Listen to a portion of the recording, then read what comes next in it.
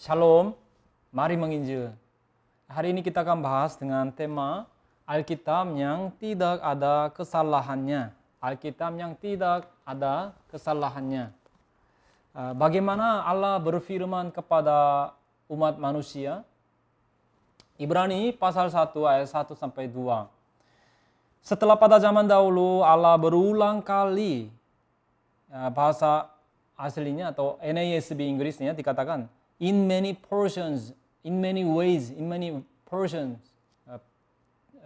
partially, dan dalam pelbagai cara, Inggrisnya in many manners, berbicara kepada nenek moyang kita dengan perantaraan nabi-nabi, maka pada zaman akhir ini ia telah berbicara kepada kita dengan perantaraan anaknya. Yaitu Allah berfirman kepada manusia berulang kali atau aslinya bagian per bagian dan juga dalam pelbagai cara. Terlebih dahulu, mari kita coba renungkan ungkapan bahwa Allah berfirman. Allah berfirman. Pertanyaannya bagi saudara-saudara, apakah Tuhan ada mulut seperti manusia dan memiliki suatu bahasa tertentu? Sehingga Allah berfirman seperti kita manusia, membuka mulut dan berbicara? Memang di Alkitab ada banyak ayat yang menuliskan bahwa keluar suara langsung dari Allah. Misalnya, suara Allah ketika Musa menerima 10 perintah di Gunung Sinai, di Keluaran 20. Atau suara yang didengar Nabi Yesaya di dalam bait suci, Yesaya 6, pasal 6. Dan juga suara ketika Yesus menerima pembaptisan, serta suara yang didengar di Gunung Ubah, Matius pasal 3 dan Matius pasal 17. Nah, hal-hal demikian adalah suara langsung dari Allah. Tetapi hal-hal itu menempati bagian yang sangat kecil di Alkitab. Sisanya bukanlah firman Allah yang disampaikan secara demikian. Sebenarnya saudara, firman yang Yesaya dengar, ya tentunya itu pun didengarnya dalam bahasa Ibrani kan. Nah, firman yang Yesaya dengar itu pun bukanlah firman yang keluar lewat getaran pita suara Allah. Tapi itu pun merupakan semacam cara yang mana Allah berfirman kepada manusia. Nah, ada kehendak yang Allah hendak wahyukan kepada umat manusia. Nah, hal tersebut diperdengarkan kepada umat manusia, dikonversikan ke bahasa yang dapat manusia pahami. Ada kasus Allah secara langsung berfirman lewat bahasa manusia. Juga diperdengarkan lewat perkataan kepada para penubuat dan rasul-rasul. Nah, biasanya hal-hal demikian disebut, itulah Alkitab kan. Lalu ungkapan bagian per bagian dan dalam pelbagai cara, itu maksudnya apa? Bagaimana Allah berfirman kepada umat manusia? Allah berfirman dengan cara yang manusia dapat pahami atau mengerti.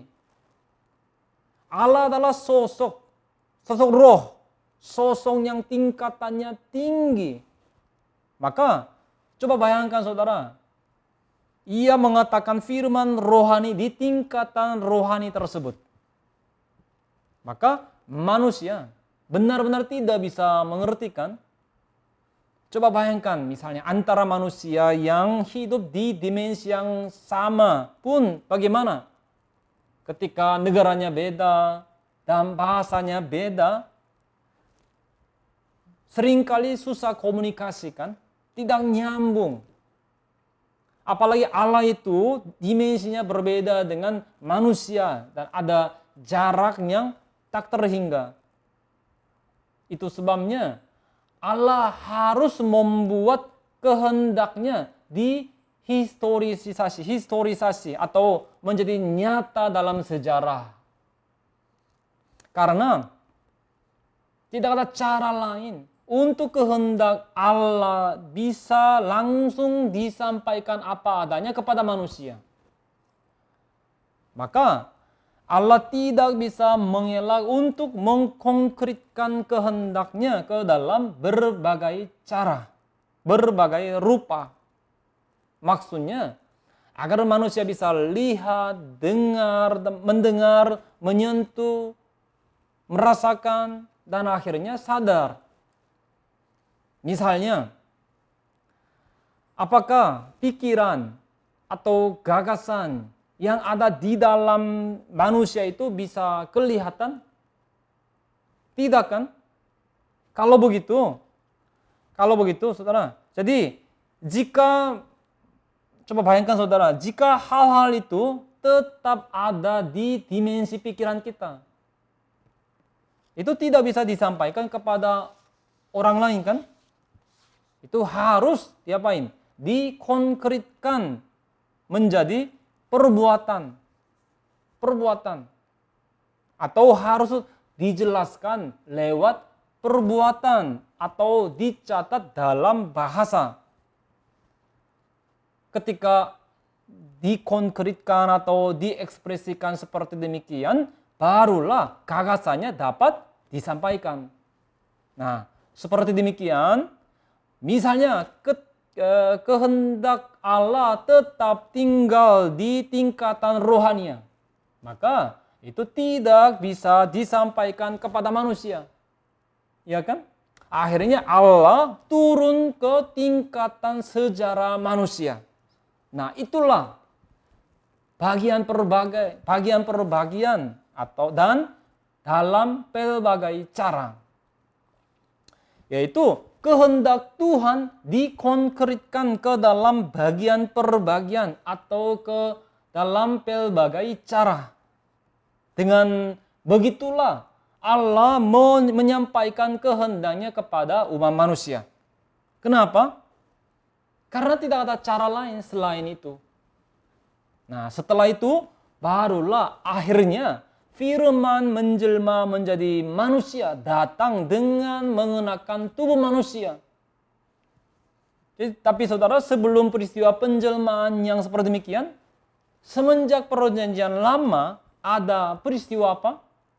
Ya, firman menjadi nyata dalam sejarah. Firman dihistorisasi. Itulah Alkitab perjanjian lama yang dicatat. Alkitab yang demikian adalah firman yang tidak ada kesalahannya.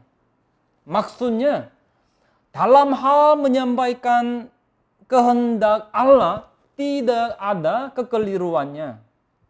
Alkitab perjanjian lama 39 kitab dan perjanjian baru 27 kitab adalah yang paling utama dibandingkan semua buku-buku yang ada di dunia.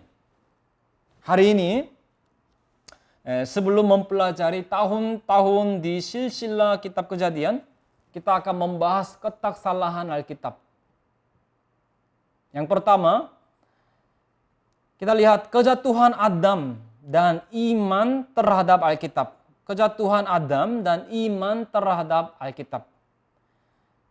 Dari manakah kita bisa menemukan penyebab kejatuhan Adam? Itu tampak dengan baik pada dosa menambahi dan mengurangi firman Allah. Antara Allah dan Adam ada janji tentang pohon apa, saudara? Yaitu tentang pohon yang membuat mengenal baik dan jahat. Kejadian pasal 2 ayat 16 sampai 17. Nah, perjanjian tersebut adalah firman yang Allah katakan dengan nada yang tegas kan? Dengan nada yang tegas. Kenapa? Karena sebelum memakan buah kehidupan, jika memakan buah baik dan jahat, jadi bagaimana? Baik yang ada di dalam Adam pun itu akan disalahgunakan oleh kejahatan. Jika terjadi demikian, hasilnya bagi Adam, baik pun menjadi jahat. Dan jahat ya tetap jahat. Itu sebabnya Adam harus mengajari perempuan dengan baik sehingga membuatnya memiliki keyakinan dan taat. Nah, saat itu pertanyaannya, apa itu? Strategi pertama dari ular itu apa? Strategi pertama dari ular adalah membuat Hawa jadi bagaimana? Membuat Hawa ragu akan firman, ragu akan firman. Maka saudara, dengan pertanyaan yang tingkatannya tinggi, maksudnya pertanyaan yang sangat licik, ular menyerang. Kejadian 3 ayat 1. Ular itu berkata kepada perempuan itu, tentulah Allah berfirman, semua pohon dalam taman ini jangan kamu makan buahnya, bukan? Nah, di sini saudara, tentulah, bukan naskah aslinya. Artinya, sungguhkah? Sungguhkah? Benarkah? Nah, ketika ular menggoda perempuan, ular menyerangnya di bagian mana? Ketidaktahuan dari perempuan. Ketidaktahuan dari perempuan. Kejadian 3 ayat 3 sampai 4, Yohanes 8 ayat 44. Ular berkata, jika kamu memakan buah pohon itu, matamu akan menjadi terang sehingga kamu akan mengenal baik dan jahat.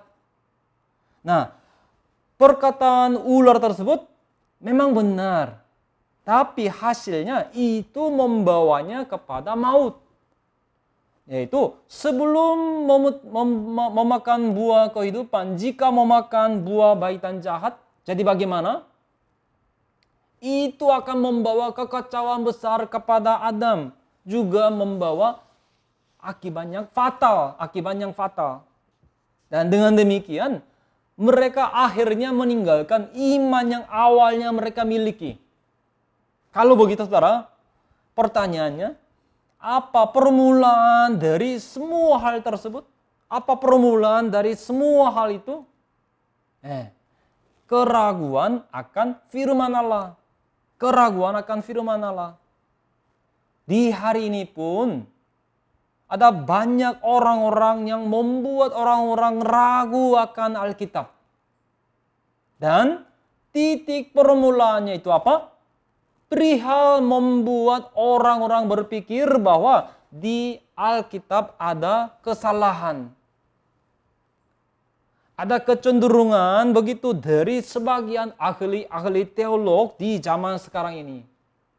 Tapi saudara ingatlah bahwa hal-hal itu hanya merupakan permainan palsu manusia dan kelicikan yang menyesatkan.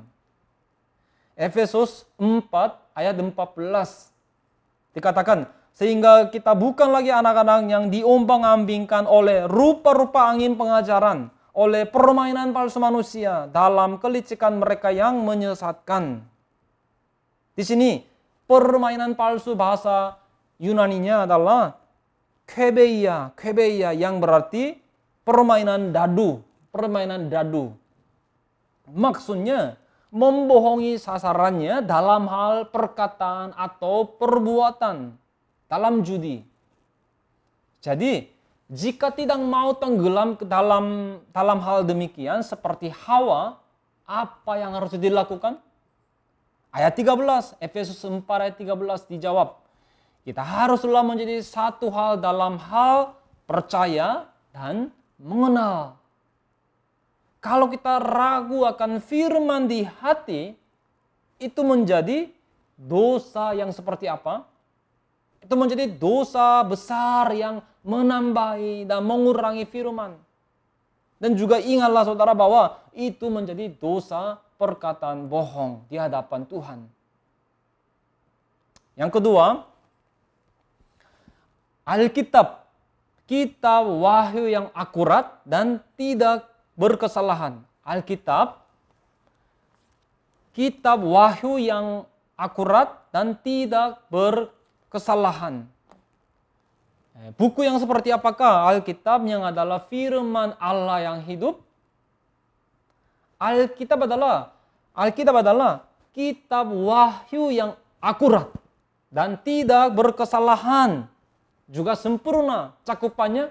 Cakupan dari keakuratan dan ketidaksalahannya adalah dari Kejadian pasal 1 ayat 1 sampai dengan Wahyu 22 ayat 21. Semuanya. Lalu pertanyaannya, mengapa di Alkitab ada hal-hal yang kelihatannya bentrok antar ayat-ayat? Itu bukannya karena ada kesalahan di Alkitab, tetapi karena kita belum sadar. Nah, malah itu berarti kita disuruh untuk merenungkan dengan mendalam ayat-ayat yang kelihatan bentrok tersebut dan sadar. Allah menyembunyikan banyak penyelenggaraan penebusannya, banyak rahasia penebusannya ke dalam ayat-ayat demikian. Misalnya Kejadian pasal 15 kepada Abraham, Allah berfirman bahwa keturunan keempat akan kembali ke tanah Kanaan. Tuhan berfirman kepada Abraham di tanah Kanaan. Keturunan keempatmu akan kembali ke tanah Kanaan ini. Nah, mulai dari Abraham, keturunan yang keempat adalah Yusuf. Abraham, Ishak, Yakub, Yusuf. Tapi jika lihat Kejadian 50 ayat 26, Yusuf mati di mana? Mati di Mesir kan? Jadi janji di Kejadian pasal 15, orang-orang berkata itu tidak digenapi kan? Yaitu perjanjian sulu yang dibuat di Kejadian pasal 15, perjanjian sulu nyatanya tidak digenapi di keturunan keempat dari Abraham. Tetapi saudara, di buku kedua seri sejarah penebusan telah dijelaskan, pertama di sepanjang sejarah dunia secara teliti, bahwa itu digenapi lewat tulang Yusuf dikuburkan di tanah Kanaan, di Sikem di tanah Kanaan. Nah, sekarang pertanyaannya, ada apa hal-hal yang mendukung ketidaksalahan Alkitab? Poin 1, fakta bahwa catatan Alkitab itu memiliki sifat konstan. Misalnya, ketika seseorang menulis buku selama 15 tahun, apakah mudah untuk menulis dengan tema yang konstan? Kitab Kejadian itu ditulis oleh Musa antara 1446 sampai dengan 1406 sebelum Masehi di antaranya. Kitab Wahyu itu ditulis oleh Rasul Yohanes di tahun 96 Masehi. Maka kurun waktu 66 kitab dalam Alkitab ditulis itu jangka waktunya sekitar 1500 tahun. Tapi meskipun dicatat dalam kurun waktu yang begitu lama, isinya saling tidak bentrok tetapi harmonis. Penulisnya pun ada 34 orang atau 35 orang. Kalau kitab Ibrani ditulis oleh Rasul Paulus, maka berarti 34 orang. Mereka tidak saling ketemu dan berunding. Tetapi semuanya secara konstan hanya bersaksi mengenai satu sosok, yaitu Yesus Kristus. Satu sosok Yesus Kristus. Poin kedua, fakta bahwa Alkitab adalah bestseller abadi. Meskipun dunia berubah dan waktu mengalir cukup lama, firman Tuhan tidak berubah. Maka hanya Alkitab, Perjanjian Lama dan Perjanjian Baru, yaitu firman Tuhan itulah standar mutlak bagi kehidupan kita, saudara. Alkitab adalah kitab yang paling banyak dibaca di dunia. Juga buku yang paling banyak mengubah manusia. Buku yang paling lama dibaca pun adalah Alkitab. Fakta-fakta demikian bersaksi bahwa Alkitab adalah firman Allah yang hidup. Poin ketiga, fakta bahwa Alkitab dicatat dengan Roh Kudus. Firman yang dicatat di Alkitab tidak ada yang dicatat tanpa arti satu titik atau satu iota pun.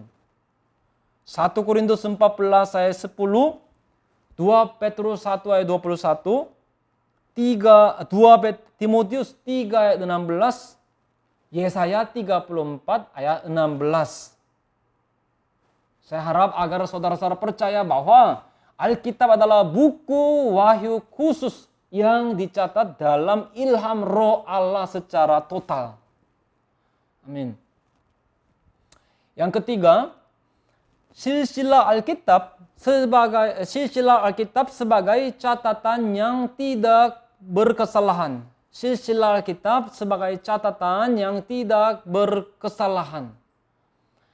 Karena Alkitab itu tidak berkesalahan, maka silsilah yang dicatat di dalam Alkitab pun tidak salah. Nah, cakupan dari ketidaksalahan itu sampai ke toko-toko yang tampak di masing-masing silsilah kehidupan mereka dan juga tahun-tahun mereka. Memang saudara, bukan semua silsilah di Alkitab itu catatan kronologi. Coba kita lihat contoh silsilah Yesus Kristus di Matius pasal 1. Poin 1, di silsilah Yesus Kristus di Matius pasal 1 ada bagian yang dihilangkan. Ada. Silsilah Alkitab adalah firman Allah yang sempurna dan tidak salah. Tapi meskipun demikian saudara, ini maksudnya bukan semua silsilah di Alkitab itu dicatat secara kronologi saja. Ada juga yang dihilangkan di tengah-tengahnya seperti silsilah Matius pasal 1. Misalnya Matius pasal 1 ayat 8b, Asa memperanakan Yosafat. Yosafat memperanakan Yoram. Dan Yoram memperanakan siapa? Uzia. Yoram memperanakan Uzia. Uzia nama lain itu Azaria. Jadi seperti ini. Yoram, Uzia atau Azaria. Di antaranya ada Ahazia, Atalia, Yoas, Amasya. 4 raja dihilangkan. Lalu Matius 1 ayat 11. Yosia memperanakan Yekonia dan saudara-saudaranya pada waktu pembuangan ke Babel. Jadi Yosia memperanakan Yekonia, nama lainnya itu Yoyakim. Tapi di tengah-tengahnya ada Yoyakim dihilangkan, Yoyakim. Nah, jadi demikianlah kita bisa tahu bahwa silsilah ini bukanlah silsilah yang dilanjutkan berdasarkan garis anak sulung jasmani. Poin kedua, lalu alasan ada bagian yang dihilangkan dalam silsilah Yesus di Matius pasal 1. Karena poin 1, karena itu tidak bertujuan untuk menjabarkan tahun-tahun atau sebagai catatan sejarah yang sempurna. Itu bukanlah untuk memperlihatkan garis keturunan darah dan daging semata, melainkan mau memperlihatkan apa? Itu memperlihatkan arus keturunan atau benih, arus keturunan sejarah penebusan dengan berpusatkan pada umat perjanjian. Tadi di antara bagian-bagian yang dihilangkan ada siapa? Ada Atalia kan? Matius 1 ayat 18.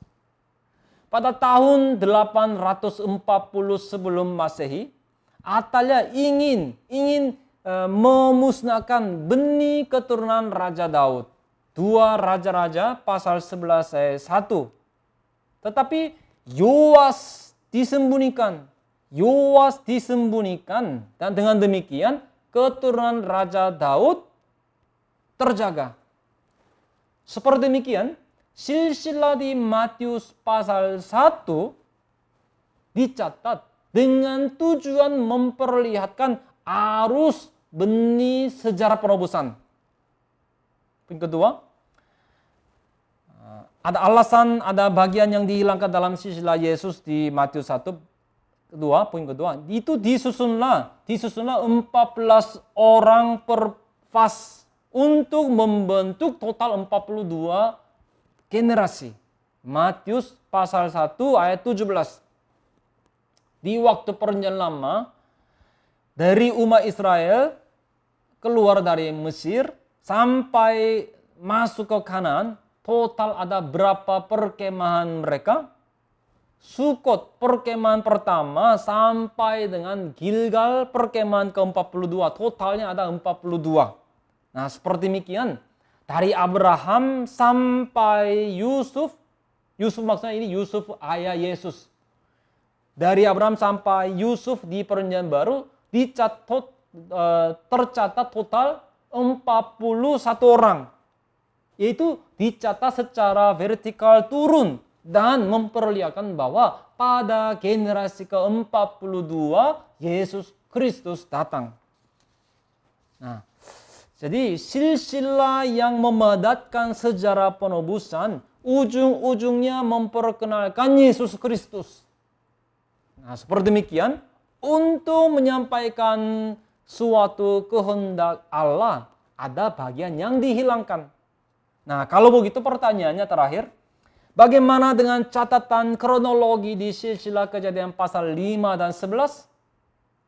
Itu tidak ada putusnya secara kronologi, melainkan memiliki nilai historisitas dan kefaktualan. Apa buktinya? Tentang itu kita akan bahas di sesi berikutnya minggu depan. Tuhan memberkati. Mari kita berdoa. Allah Bapa, hari ini telah membahas bahwa Alkitab dan silsilah yang dicatat di dalamnya itu tanpa kesalahan. Bapa, tolong agar kami bisa tidak ragu, melainkan percaya bahwa Alkitab Perjanjian Lama dan Perjanjian Baru itu adalah firman Allah. Ketika Adam dan Hawa ragu akan firman Allah, mereka jatuh dalam dosa. Kami sadar bahwa ketika kami ragu akan firman, akhirnya kami bisa menambahi dan mengurangi firman dan akan berkata bohong. Bapa, bantu agar kami bisa berdiri teguh di atas firman-Mu dan mengambil langkah dalam kehidupan kami dengan benar. Dengan meninggikan nama Yesus Kristus yang kudus, kami mengucap syukur dan berdoa. Amin. Tuhan memberkati.